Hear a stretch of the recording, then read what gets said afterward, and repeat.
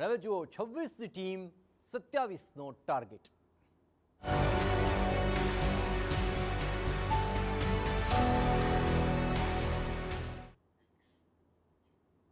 નવા વર્ષ પહેલા જ ગુજરાતને મળ્યું છે નવું મંત્રીમંડળ, જ્યાં ભૂપેન્દ્ર પટેલ સરકારના નવા પ્રધાનોએ શપથ લીધા છે। ગૃહ રાજ્યપ્રધાન હર્ષ સંઘવી રાજ્યના નવા અને સૌથી યુવા ડેપ્યુટી સીએમ બન્યા છે।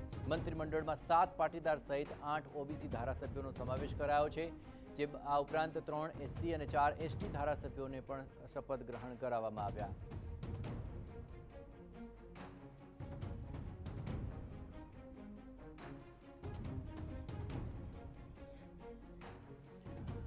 અને તમામ પરિસ્થિતિઓ પર વધુ વિગતે વાત કરવા માટે જોડાઈ રહ્યા છે TV9 સંવાદદાતા રોનક વર્મા। રોનક, આખરે 26 લોકો અને તેના કારણે 27નો ટાર્ગેટ ચોક્કસપણે તેમને મળ્યો છે। આખરે આખા મંત્રીમંડળનું જો ઓવરઓલ જોવા જઈએ, શું ચિત્ર ઉપસીને બહાર આવી રહ્યું છે?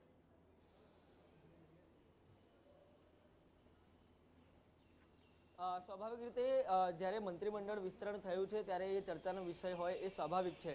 અને જે વિશેષતાની આપ વાત કરી રહ્યા છો તો સૌથી મોટી વિશેષતા એ છે કે જ્યારે ચૂંટણીના પરિણામો આવ્યા, ચૂંટણીના પરિણામો બાદ જ્યારે સૌથી વધુ સીટો આવી અને ત્યારબાદ સરકારનું ગઠન થયું, ત્યારે એક જ વાત જે સતત ચર્ચામાં આવી હતી કે ભૂપેન્દ્ર પટેલ સરકારનું જે મંત્રીમંડળ હશે તે અત્યાર સુધીનું સૌથી નાનું મંત્રીમંડળ છે। અને તે પ્રકારે અત્યાર સુધી પાછલા વર્ષોમાં સરકાર છે તે ચાલી રહી હતી, પરંતુ આજે જ્યારે સરકારનું વિસ્તરણ થઈ ચૂક્યું છે ત્યારે આ સરકાર એ પૂર્ણ શક્તિવાળી સરકાર છે તે બની ચૂકી છે।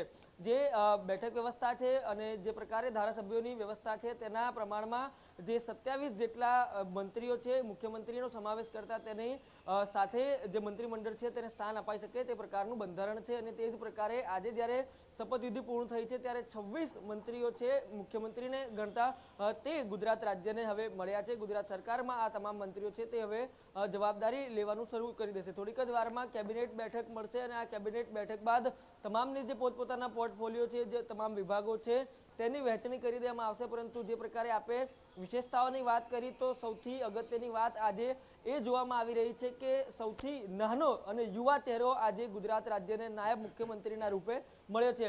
હર્ષ સંઘવીની ખાસ વાત કરવામાં આવે તો અત્યાર સુધીમાં એટલે કે પાછલા વર્ષોમાં જે સરકાર ચાલી રહી છે તેમાં રમતગમત, વાહન વ્યવહાર, આ ઉપરાંત કલ્ચરલ અને સૌથી મહત્વનો વિભાગ તેઓ જે ગૃહ વિભાગ છે તે સંભાળી રહ્યા હતા। આ તમામ વિભાગોની વાત કરવામાં આવે તો તેમાં તેમણે જવાબદારી નિભાવી છે અને તેના જ પરિણામ સ્વરૂપે હવે તેમને પ્રમોશન મળ્યું છે અને નાયબ મુખ્યમંત્રી તરીકે તેઓ ગુજરાતને મળ્યા છે। વાહન વ્યવહાર વિભાગ એવો હતો કે જે અત્યાર સુધી લોકો નિરસ થઈને કામ કરતા હતા, જે પણ મંત્રીઓ હતા, પરંતુ પાછલા વર્ષોમાં જે પ્રકારે નવી એસટી બસોનો ઉમેરો કરવાનો હોય, ડ્રાઈવર કંડક્ટરની સુવિધામાં વધારો કરવાનો હોય, તેની પણ ક્યાંક ને ક્યાંક નોંધ છે તે ઉપર સુધી લેવામાં આવી છે। આ જ પ્રકારે ગૃહ વિભાગમાં જે તેમની કામગીરી હોય, ડ્રગ્સ ઉપર કરેલા ઓપરેશન હોય, આ ઉપરાંત જે ડિમોલિશનની કામગીરી હોય, ધાર્મિક સ્થળો ઉપર કરેલા કાર્ય હોય, તમામની નોંધ લેવાય છે। આ ઉપરાંત જે યુવા ચહેરાઓની વાત કરવામાં આવે તો અનેક એવા મંત્રીઓ છે જે પ્રથમ વખત ચૂંટાયા છે અને ગુજરાત રાજ્યમાં આજે મંત્રી તરીકે શપથ લીધા છે। બીજો એક ચહેરો જેને સૌનું પણ ધ્યાન આકર્ષ્યું છે તે રીવાબા જાડેજા છે। સ્વાભાવિક રીતે ગ્લેમરસ ચહેરો આને કહી શકાય। અત્યાર સુધી જે રવિન્દ્ર જાડેજાને ખાસ કરીને પાછલા વર્ષોમાં જે પ્રકારે તેઓ જાહેર જીવનમાં આવ્યા અને ત્યારબાદ તેઓ ધારાસભ્ય તરીકે ચૂંટાયા, અત્યાર સુધી જ્યારે તેઓ વિધાનસભાના ફ્લોર પર બોલવાનો મોકો મળ્યો છે, જ્યારે તેમને આપવામાં આવ્યો છે, ત્યારે તેઓ ખૂબ છઠ્ઠા સાથે પોતાની વાત મૂકતા નજરે પડ્યા છે। પરંતુ હવે મંત્રી બનતાની સાથે જ જે રાજ્યના પ્રશ્નો છે તેનો ઉકેલ કરતા પણ તેઓ જલ્દીથી નજરે પડશે તે પ્રકારે જે જોવા મળી રહ્યું છે। આ ઉપરાંત કૌશિક વેકરિયાની વાત કરવામાં આવે, અત્યાર સુધી જે દંડક સહિતની જે જવાબદારી છે નાયબ દંડકની તેઓ નિભાવી રહ્યા હતા અને અનેક જવાબદારીઓ તેઓ સ્થાનિક કક્ષાએ પણ નિભાવી રહ્યા હતા। આ પ્રકારે તેમને સ્થાન આપવામાં આવ્યું છે। બીજી એક મહત્વની વાત એ છે કે સ્વરૂપજી ઠાકોર કે તાજેતરમાં જ જેઓ ચૂંટણી લડીને જે પેટા ઇલેક્શન હતી, પેટા ચૂંટણી જીતીને તેઓ વિધાનસભામાં આવ્યા, થોડોક જ સમય થયો છે ને ત્યારબાદ હવે તેઓ મંત્રીપદ લઈ રહ્યા છે। અને એક નામ કાંતિ અમૃતિયા પણ એવું છે જે સતત ચર્ચામાં રહ્યું છે, એ ચાહે ગોપાલ ઇટાલિયા સાથેની ચર્ચા હોય કે પછી અન્ય સ્થાનિક કક્ષાએ થતી ચર્ચા હોય, સતત જે સ્થાનિક પ્રશ્નોને લઈને સરકારમાં થતી રજૂઆતોની પણ નોંધ ક્યાંક ને ક્યાંક લેવાય છે અને તેમને તેમનું પરિણામ છે મળ્યું છે।